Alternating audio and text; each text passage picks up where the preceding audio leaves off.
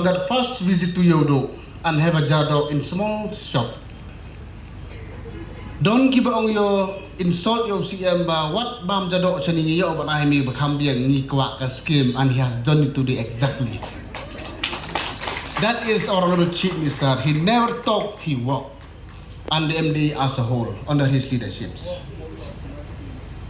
Sa kawairo ngakan mau hakapor brother with due respect sir.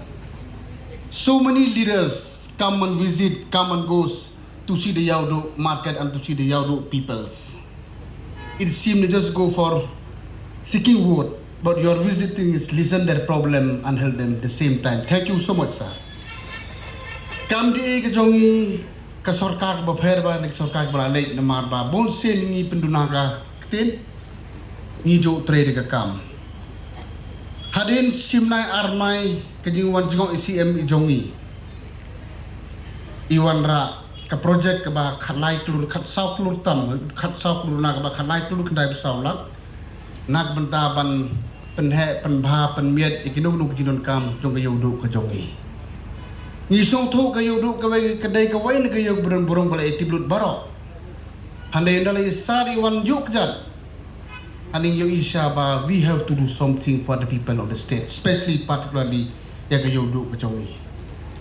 Ka fast ways dang tre menta sai ka ba san klur prapulak menta ka sing ibo ya maun rim jong ni ka ba khalai klur kendai busaulak kanu ka bam jam hakani ka first but second phase ngidang pin kre menta kum besar pausan life kurban complete Iewduh in all respects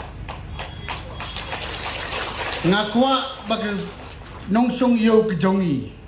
I want sir one day the people of Shillong, particularly Kinongsong Iewduh, Kinkot Iewduh Square one day. That's we want. Namang isong to kajingay babon, kijiron kam babon. Handre kat badon kilar kinpi. Mday tangka developments, mday tangka infrastructure. Sa kawairo kaniga CM Urban Livelihood Grants bata kasi kibarjistar.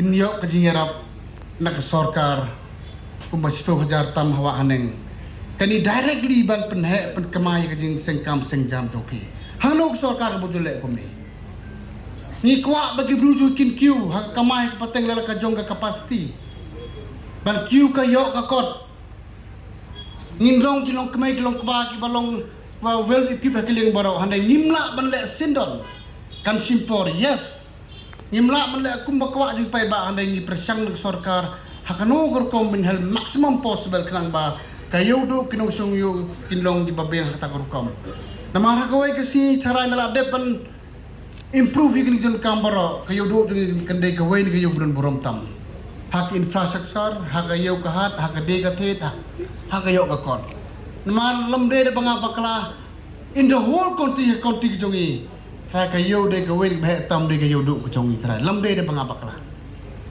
tamatagas ni yawan ban ikmen lang bat pi kinong suyo yawan ra i developments ban improve yung infrastructure in yo yung infrastructure babia